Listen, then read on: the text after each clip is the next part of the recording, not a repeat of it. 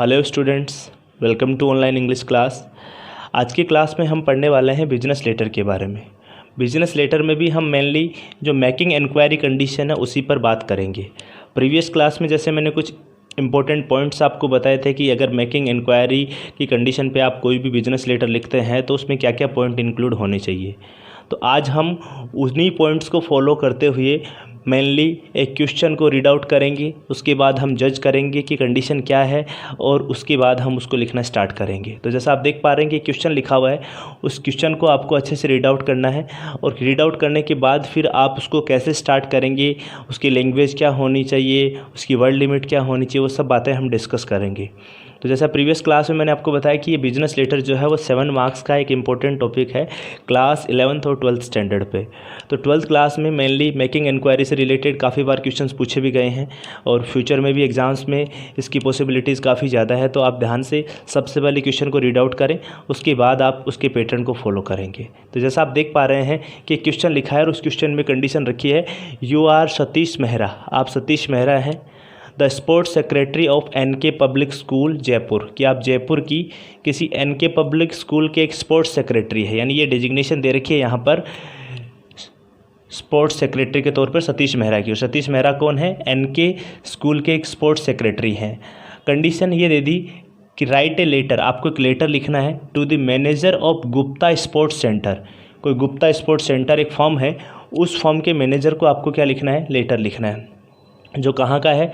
दौसा, यानी दौसा लोकेलिटी के किसी गुप्ता स्पोर्ट्स सेंटर के फर्म को या उस फर्म के मैनेजर को आपको लेटर लिखना है। क्या करने के लिए? टू एनक्वायर अबाउट कैटालॉग्स, यानी आपको इंक्वायरी करनी है कैटालॉग्स के बारे में, प्राइस लिस्ट के बारे में। तो ये आपका सब्जेक्ट, यानी वो आप मान सकते हैं कि ये सब्जेक्ट हो जाएगा। और इसी तरह से आगे also ask him about way of payment and other terms and condition, और आप उसे अन्य जो टर्म्स एंड कंडीशन है उसके बारे में और पेमेंट मेथड के बारे में भी पूछें कि पेमेंट का जो वे होगा वो क्या होगा। तो ये सारी बातें जो हैं वो आपको इंक्वायरी के फॉर्म में यहाँ पर पूछनी है। तो जैसा आप देख पा रहे हैं कि आप सतीश मेहरा हैं, NK पब्लिक स्कूल एक इंस्टीट्यूशन है जो इंक्वायरी करेगा किसके बारे में? स्पोर्ट्स आइटम्स के कैटालॉग के बारे में, उनकी प्राइस लिस्ट के बारे में। तो जैसा हम समझ पा रहे हैं कि सबसे पहले जो यहाँ पर फर्म है या जो इंस्टीट्यूशन है उसका नाम है NK पब्लिक स्कूल, तो उसका एड्रेस पहले आ जाएगा। यानी सतीश मेहरा जो लिख रहा है उस सतीश मेहरा की फर्म या उसकी इंस्टीट्यूशन जो भी है उसका नाम पहले आ जाएगा। यहाँ पर हम फर्म टू फर्म, यानी कोई कॉमर्शियल फर्म नहीं है, जो इंक्वायरी करने वाली है वो एक स्कूल का नाम लिखा हुआ है, तो वहाँ पर आप इंस्टीट्यूशन का नाम, स्कूल का नाम सबसे पहले रख देंगे। तो जैसे सबसे पहले हम आंसर को स्टार्ट करते हैं, तो आंसर नंबर या आंसर लिखने के बाद साइड लाइन से सबसे पहले हम क्या लिखेंगे? सेल्फ एड्रेस, लिखने वाला जो पर्सन होता है वो सेंडर्स एड्रेस के फॉर्म में अपना खुद का एड्रेस या अपने इंस्टीट्यूशन का नाम लिखता है।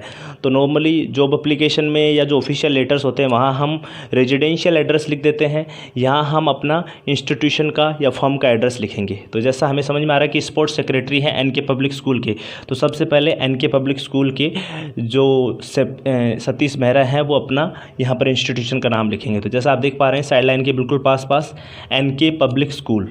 इसमें आप कुछ बातें स्पेशल ध्यान रखेंगे, जैसे NK फुल फॉर्म में तो है नहीं, शॉर्ट फॉर्म में है, तो N capital, K capital, public का P कैपिटल लिख सकते हैं, स्कूल का S कैपिटल लिख सकते हैं। ये कुछ कॉमन बातें हैं जो आपके लेटर को अट्रैक्टिव बनाती हैं, यानी आपको स्मॉल लेटर से इनको स्टार्ट नहीं करना है। ऐसे ही आर्यनगर, और आर्यनगर के बाद में मेन सिटी का नाम आप लिख देंगे जयपुर। उसके बाद एक लाइन का आपको स्पेस देना है, यानी यहाँ पर आप क्या करेंगे? एक लाइन का स्पेस छोड़ेंगे और उसके बाद आपको डेट लिखनी है।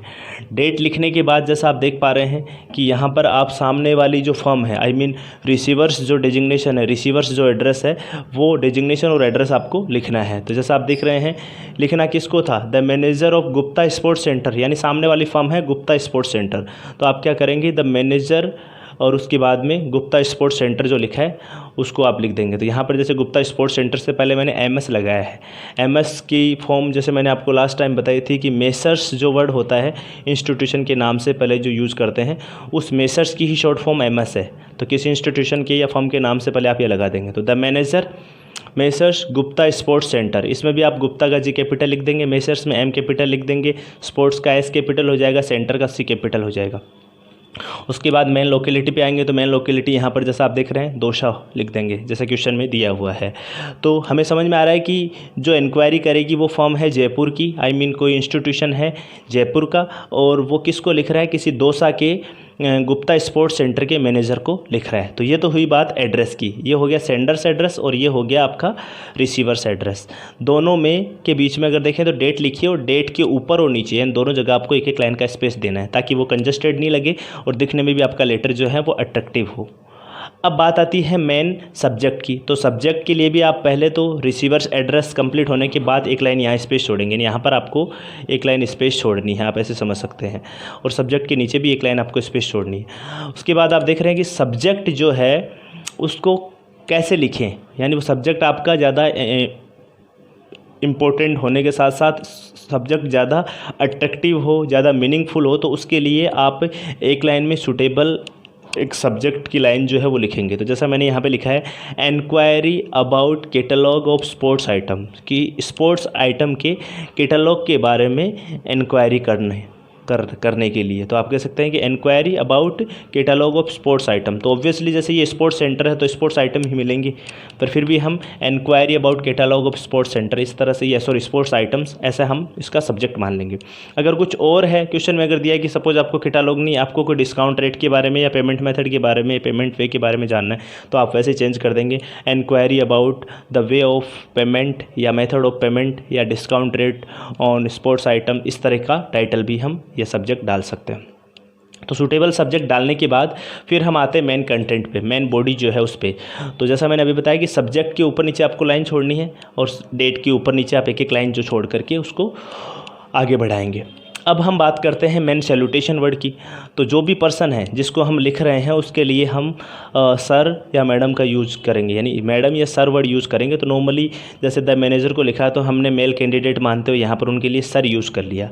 दूसरा, प्रीवियस क्लास में मैंने आपको बताया था कि बिजनेस लेटर में कई बार आपको अगर कंडीशन ही दे दे कि आपको द मैनेजर को नहीं, डायरेक्टली फर्म को ही लिखना है, गुप्ता स्पोर्ट्स सेंटर को लिखना है, तो ऐसे में फिर आप सर की जगह यहाँ पर सर्स लिख देंगे, यानी सर नहीं लिखना है, सर्स लिखना है। सर कब लिखना है?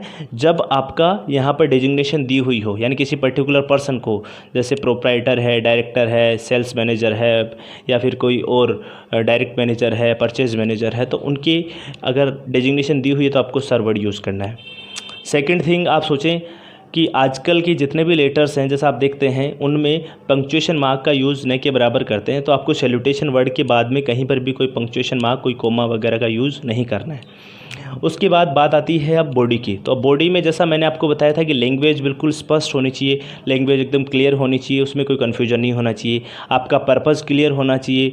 लैंग्वेज में जो आप मेन इंक्वायरी करने वाली बातें हैं उनको अच्छे से इंक्लूड करेंगे बीच में। और स्टार्टिंग अगर आप देखें तो सामने वाली फॉर्म के बारे में डिटेल्स देते हुए, आई मीन उसकी प्रशंसा करते हुए, उसकी ग्लोरी के बारे में कुछ बताते हुए आप स्टार्ट कर सकते हैं। या फिर फॉर्म टू फॉर्म लिखते हैं, मान लो अगर कोई शॉप या कोई शॉपिंग सेंटर का या कोई भी तरह की मान लो फर्म है जो खुद डील करती है उसी बिजनेस में, तो ऐसे में वो फर्म अपना खुद का इंट्रोडक्शन देके भी शुरू कर सकती है। लेकिन स्कूल तो ये तो नहीं कहेगी कि हम भी स्पोर्ट्स आइटम में डील करते हैं, स्कूल थोड़ी करती है, स्कूल को तो खुद को रिक्वायर्ड है। तो आप यहाँ पर ऐसी स्थिति में आप क्या करेंगे कि सामने वाली फर्म का इंट्रोडक्शन देके या सामने वाली फर्म की कुछ ग्लोरी के बारे में बातें करके आप स्टार्ट कर सकते हैं, यानी उसके बारे में डिटेल्स देते हुए आप स्टार्ट कर लेंगे। तो जैसा मैंने यहाँ पर ऐसा ही किया है। तो इसको स्टार्ट करने का दो तरीका है, या तो आप डायरेक्टली स्टार्ट कर दें, जैसे डायरेक्टली करेंगे तो we would like to make a relationship with you, या फिर कह सकते हैं we would like to purchase some items from you. तो इस तरह की चीज़ें भी आप लिख सकते हैं। लेकिन डायरेक्टली लिखेंगे तो वर्ड लिमिट जो है वो थोड़ी कम होगी, और वर्ड्स की अगर प्रॉब्लम आएंगी तो मार्क्स कटने के चांसेस हो जाएंगे। इसलिए फिर आप ध्यान दें कि वर्ड लिमिट कंप्लीट हो, इसलिए आप कुछ ऐसी बातें भी इंक्लूड कर सकते हैं जो इंट्रोडक्शन से रिलेटेड हो। तो जैसे मैंने यहाँ बॉडी में लिखा है, we are glad to know about your prestigious firm and its glory. इसका मतलब हुआ कि हम आपकी प्रेस्टिजियस यानी प्रतिष्ठित इस फर्म के बारे में और इसकी ग्लोरी के बारे में जानकर खुश हैं, ग्लेड हैं। तो वी आर ग्लेड मीन्स हम हैप्पी हैं, हम खुश हैं। टू नो यानी जानकर, प्रेस्टिजियस फर्म यानी प्रतिष्ठित फर्म के बारे में और उसकी ग्लोरी के बारे में। फिर आगे अगला सेंटेंस लिखा है, your firm has been mentioned to us as one of the best dealers in sports goods, कि आपकी जो फर्म है उसे हमारे सामने उल्लेखित किया गया, आई मीन उसका वर्णन किया गया किसके तौर पर, as one of the best dealers in sports goods, कि स्पोर्ट्स जो गुड्स होते हैं, स्पोर्ट्स के जो आइटम्स होते हैं, उनके मामले में सबसे अच्छे डीलर्स के तौर पर आपका हमें उल्लेख किया गया है या हमें बताया गया है कि आप एक अच्छे डीलर हैं। ये पैसिव फॉर्म में लिखा है हैज़ बीन मेंशन्ड। उसके बाद आगे लिखा है we want to buy various sports item. अब ये मेन पर्पज़ पे आ गई बात। तो आप जैसा देख रहे हैं कि we want to buy various sports item in bulk for various games and sports for your our school for the new academic session. तो यहाँ जाके सेंटेंस आपका कंप्लीट हुआ है। तो आप इसको ऐसे भी समझ सकते हैं कि यहाँ पर जो राइटर है या जो भी पर्सन लिख रहा है वो ये कहना चाह रहा है कि वी वांट टू बाय, कि हम खरीदना चाहते हैं वेरियस स्पोर्ट्स आइटम, यानी अलग अलग तरह के स्पोर्ट्स आइटम, इन बल्क यानी थोक में या काफ़ी बड़ी संख्या में, फॉर वेरियस गेम्स यानी अलग अलग गेम्स के लिए, अलग अलग स्पोर्ट्स के लिए, फॉर आवर स्कूल यानी हमारे स्कूल के लिए, for the new academic session यानी ये जो नया शैक्षणिक सत्र है उसके लिए हमें कुछ नए और अधिकांश सभी गेम्स और स्पोर्ट्स के लिए वेरियस जो है वो आइटम्स हम खरीदना चाहते हैं। तो ये हमने अपनी जो डिमांड थी वो हमने यहाँ पर रख दी। तो अब हमें उनसे क्या इंक्वायरी करनी है वो हम आगे बढ़ेंगे तो बताएंगे। तो आगे लिखा है, यहाँ फुल स्टॉप हो गया, उसके बाद आगे लिखा है कि वी आर इंटरेस्टेड। तो we are interested in cricket bats. आप कौन कौन सी चीज़ों में इंटरेस्टेड हैं या कौन कौन सी चीज़ों की रिक्वायरमेंट है तो वो आप बता रहे हैं। तो we are interested in bats, कि हम बैट्स में, क्रिकेट बैट्स यानी क्रिकेट के बैट्स में, बॉल्स में, हॉकी स्टिक्स में, गोलकीपर्स फुल किट, गोलकीपर का जो फुल किट है उसमें, इन सब में हम इंटरेस्टेड है। इसके अलावा फुटबॉल में, वॉलीबॉल में, वॉलीबॉल मतलब वॉलीबॉल यहाँ आइटम के लिए, उस बॉल के लिए आया है, बास्केटबॉल्स में, and other table tennis, and जो टेबल टेनिस के जो आइटम्स हैं उन सब में हम इंटरेस्टेड है, यानी हमें ये सारी जो चीज़ें हैं उनकी ज़रूरत है। We also need items for uniform namely, कि हमें नेमली यानी नाम लिखी हुई जो यूनिफॉर्म आइटम्स है उनकी भी हमें क्या है, ज़रूरत है। उसके बाद में लिखा है स्पोर्ट्स टी शर्ट्स की ज़रूरत है, शॉर्ट्स की ज़रूरत है, और इसके अलावा vest of the different size, और अलग अलग साइज़ की हमें वेस्ट की आवश्यकता है, यानी अलग अलग साइज़ की हमें कुछ जो इनर गारमेंट्स होते हैं, वेस्ट होते हैं, बनियान होती है, उनकी भी हमें आवश्यकता है।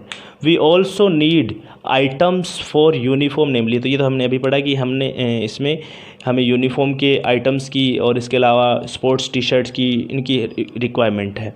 इसलिए अब आगे मेन पॉइंट पर आते हैं। तो मेन पॉइंट क्या लिखा है, so we would like to know about your complete catalogue. इसलिए हम आपके कंप्लीट कैटालॉग के बारे में जानना चाहते हैं या जानना चाहेंगे। तो हम आपके कंप्लीट कैटालॉग के बारे में जानना चाहेंगे, एंड प्राइस लिस्ट, और इसके अलावा आपके प्राइस लिस्ट के बारे में जानना चाहेंगे।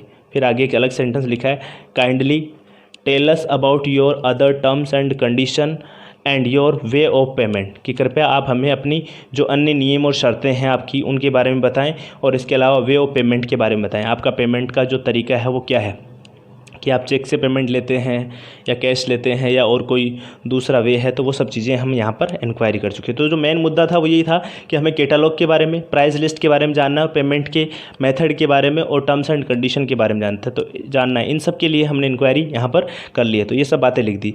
उसके बाद में हम अगर कुछ एडिशनल बढ़ाना चाहते हैं तो आप ऐसे भी लिख सकते हैं, आई hope you will give us positive response, कि हम आशा करते हैं कि आप हमें कोई पॉजिटिव रिस्पॉन्स देंगे, या फिर I hope you will definitely send your catalogue as soon as possible, कि आप जितना जल्दी संभव होगा उतना जल्दी आप हमें अपना कैटालॉग भेजेंगे, ऐसा हम उम्मीद करते हैं। तो ये सेंटेंसेस भी एडिशनल आप अपनी वर्ड लिमिट को बढ़ाने के लिए यूज़ कर सकते हैं। लेकिन यहाँ जैसा आप देख पा रहे हैं स्पेस की प्रॉब्लम की वजह से फिर सिंपली एक छोटा एंड शॉर्ट सेंटेंस मैंने लिखा है। आप जैसे देख रहे हैं कि looking forward for positive response, इसका मतलब है कि एक पॉजिटिव रिस्पॉन्स की तरफ देखते हुए या पॉजिटिव रिस्पॉन्स के बारे में उम्मीद करते हुए योवर्स फेथफुली। अब आप ध्यान दें कि यहाँ पर इतना लिखने के बाद में ये लाइन जो है वो अलग से लिखिए, looking forward for positive response, ये लाइन अलग से लिखिए। उसके बाद आपको एक लाइन छोड़नी है, एक लाइन छोड़ने के बाद फिर आप योवर्स फेथफुली या योवर्स सिंसियरली लिखेंगे, अपना नाम लिख देंगे। तो जैसा अपना नाम क्वेश्चन में दिया हुआ है सतीश मेहरा, सतीश मेहरा की डेजिग्नेशन खुद की यहाँ आ जाएगी। तो आप जैसा देख रहे हैं कि सतीश मेहरा और ये उसकी डेजिग्नेशन स्पोर्ट्स सेक्रेटरी ये यहाँ पर लिखी है। तो सतीश मेहरा कौन सी फॉर्म से है, NK public school Aryanagar Jaipur से है, तो ये यहाँ पर नीचे नाम आ जाएगा। अगर स्पेस है, नोटबुक में जगह है, तो आप योर्स फेथफुली से पहले थैंकिंग यू भी लिख सकते हैं, यानी यहाँ पर एक लाइन छोड़ करके योर्स फेथफुली जहाँ लिखते हैं जस्ट उसके ऊपर आप थैंकिंग यू लिखते हुए thanking you yours faithfully Satish Mehra sports secretary, इस तरह से आप ये सारी डिटेल्स लिख देंगे। तो जैसा आप समझ पा रहे हैं कि इस लेटर में हमने इंक्वायरी की बात करी है। इंक्वायरी यहाँ पे कौन कर रहा है, एक स्कूल है एनके पब्लिक स्कूल, वो इंक्वायरी कर रहा है गुप्ता स्पोर्ट्स सेंटर से किसके बारे में कर रहा है, स्पोर्ट्स आइटम्स के कैटलॉग के बारे में, स्पोर्ट्स आइटम्स की कोई प्राइस लिस्ट के बारे में, इसके अलावा वे ऑफ पेमेंट यानी पेमेंट का जो तरीका है उसके बारे में, या मेथड ऑफ पेमेंट के बारे में, और अदर टर्म्स एंड कंडीशन के बारे में। तो इसमें तो अधिकांश सब डिटेल आ गई। अगर शॉर्टली आपको कैटलॉग और प्राइस लिस्ट के लिए बोले तो भी आप एडिशनली ये चीज़ें पूछ सकते हैं, पेमेंट का तरीका क्या होगा, और इसके अलावा अदर टर्म्स एंड कंडीशन क्या है, आपके कोई हिडन चार्जेस हैं, या आपकी अलग कोई पेमेंट की कंडीशन है, या एडवांस का कुछ देना होता है, तो वो सब बातें आप उससे इंक्वायरी में पूछी जा सकती है। तो इस तरह से ये सारी डिटेल्स आप मेनली लिखेंगे। एडिशनल कुछ डिटेल हम अपनी इच्छा से भी आपको लगता है कि ये चीज़ें मुझे पूछनी चाहिए, तो जैसे पैकिंग का क्या सीन रहता है, डिलीवरी चार्जेस लेते हैं या नहीं लेते हैं, या कोई रिप्रेजेंटेटिव साथ में आता है या नहीं आता है, तो वो सब बातें हम यहाँ पर इंक्वायरी कर सकते हैं। तो मेनली क्वेश्चन के अकॉर्डिंग जो डिटेल थी या जो डिमांड थी उन्हीं के बारे में हमने यहाँ पर इंक्वायरी करी है। तो ये था आपका बिजनेस लेटर, जिसमें मेकिंग इंक्वायरी यानी किसी भी प्रोडक्ट के रेट, वेराइटीज़, उनकी क्वालिटी, उनकी कैटलॉग कंप्लीट या उसकी टर्म्स एंड कंडीशन के बारे में इंक्वायरी करने के लिए जो लेटर लिखा जाता है वो आपका होता है बिजनेस लेटर। तो आज की क्लास में हमने बात करी है मेनली बिजनेस लेटर की मेकिंग इंक्वायरी के बारे में। इसी तरह से हम नेक्स्ट क्लास में डिस्कस करेंगे कि जब इंक्वायरी कर लेते हैं तो इंक्वायरी करने के बाद अगर आपको रिप्लाई मिल जाता है कि हाँ इस तरह के प्रोडक्ट है या इस तरह के कैटलॉग्स हम आपको भेज रहे हैं या सेंड आउट कर रहे हैं, तो फिर आप उसको जज करते हैं, देखते हैं, उनकी वेराइटीज़ को चेक करते हैं, और वेराइटीज़ को फाइनल करने के बाद आप उन्हें ऑर्डर प्लेस करते हैं। तो ऑर्डर प्लेसिंग इसकी जस्ट आगे की सिचुएशन है। ऑर्डर प्लेस होने के बाद आपको डिलीवरी रिसीव होती है, आपको वो आइटम्स मिलते हैं, और वो आइटम्स अगर अच्छे से हैं तो आप उनको रिप्लाई करके थैंक यू या थैंक्स कह सकते हैं, और अगर उन आइटम्स में कोई डिफेक्शन है तो फिर आप उनके बारे में कंप्लेन कर सकते हैं या उनको रिप्लेस करने के लिए कह सकते हैं। तो एक दूसरे से सारी कंडीशन कनेक्टेड है। पहले इंक्वायरी की जाती है, इंक्वायरी के बाद आपको प्रोडक्ट या उनके सैंपल्स रिसीव होते हैं, उनके कैटलॉग्स मिलते हैं, फिर आप उनकी रेट के अकॉर्डिंग जज करते हैं कितने आइटम मंगवाने हैं, क्या मंगवाना है, कौन सी आइटम्स की क्वांटिटी कितनी रखनी है, वो सब बातें आप प्लेसिंग ऑर्डर में लिखेंगे। फिर ऑर्डर प्लेस करने के बाद आपको वो डिलीवरी रिसीव होती है। डिलीवरी रिसीव होती है तो डिलीवरी में अगर किसी भी तरह की ख़राबी है तो उसके लिए फिर आप कंप्लेन लेटर लिखेंगे। तो ये दोनों तीनों सिचुएशंस एक दूसरे से कनेक्टेड है। तो पहली कंडीशन आज हमने पढ़ी है मेकिंग इंक्वायरी, तो इसके बारे में आप अच्छे से पढ़ेंगे। आपकी गाइड्स में और कहीं पर जो डिटेल्स दी हुई है उनको भी आप लेकर के ईजिली समझ सकते हैं। सेकंड चीज़ कि आइटम कुछ भी हो सकता है, मेनली डिटेल्स एक जैसी रहेगी। अगर सपोज यहाँ स्पोर्ट्स आइटम है तो स्पोर्ट्स आइटम की जगह यहाँ पर कोई वुलन आइटम्स हो सकता है, कोई पर्टिकुलर गारमेंट्स हो सकता है, वुडन आइटम्स हो सकते हैं, क्रॉकरी आइटम्स हो सकते हैं। तो आइटम के नाम जो हैं वो चेंज होंगे, डिटेल्स चेंज नहीं होंगी। तो ये चीज़ें आप माइंड में सेट रखेंगे। आप इसको रटने की बजाय इजीली समझने की कोशिश करें कि कौन सी ऐसी कॉमन डिटेल है जो हम हर तरह की फॉर्म में लिख सकते हैं। एक चीज़ और मैं कहना चाहूँगा कि सपोज़ यहाँ पर स्कूल की जगह कोई इंस्टीट्यूशन का नाम हो, कोई फर्म का नाम होता, आई मीन जैसे ये गुप्ता स्पोर्ट्स सेंटर कोई बड़ा होलसेलर है या बड़ा कोई सेलर है किसके ऊपर, स्पोर्ट्स आइटम्स को सेल करने वाला।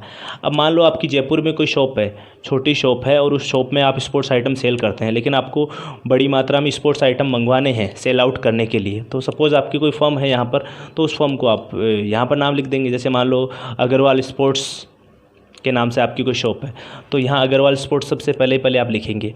फिर आप जैसे लोकेलिटी का नाम लिख देंगे, मालवीय नगर जयपुर, इसके अलावा और कोई लोकेलिटी तो वो लोकेलिटी लिख देंगे, और यहाँ पर इसी तरह से सब्जेक्ट आ जाएगा। अब उसके बाद में यहाँ पर आप सामने वाली फर्म का जैसे यहाँ डिस्क्रिप्शन दिया था, तो यहाँ पर ये your glory, your prestigious firm जो हमने लिखा था ना, वो गुप्ता स्पोर्ट्स के लिए लिखा था। लेकिन अगर खुद की फर्म का है तो आप अपनी फर्म का इंट्रोडक्शन देके भी स्टार्ट कर सकते हैं कि we are a leading sports item seller in our locality, we have 2 other branches, या वी आर गुड एट या गुड विद आवर कस्टमर्स। तो ये बातें सारी आप लिख के भी स्टार्ट कर सकते हैं। और फिर आप इस तरह की डिटेल्स लिख सकते हैं कि we want to make a relationship with you in dealing with sports item या in dealing of sports item. तो इस तरह की चीज़ें आप डिटेल जोड़ करके भी लिख सकते हैं। तो ये नहीं कहूँगा कि मतलब यही एक पैटर्न है या इसी को फॉलो करना चाहिए, डिटेल्स और भी तरह की हैं, लेकिन समझने के अकॉर्डिंग आप सबसे पहले इंट्रोडक्शन दे दें, उसके बाद आप मेन पर्पज़ है उसको शो करें, आपको क्या डिमांड करनी है, क्या आपकी रिक्वायरमेंट है, आपकी इंक्वायरी किस टॉपिक पर है, किस पॉइंट पर है, तो वो पॉइंट मेंशन करेंगे। उसके बाद लास्ट में आप एक होपिंग या होप रखते हुए आप लास्ट में अपना सिग्नेटरी वर्ड लिख देंगे और उसके बाद में अपना नाम और अपनी डेजिग्नेशन लिख देंगे। तो आज की क्लास में इतना ही। Thank you so much.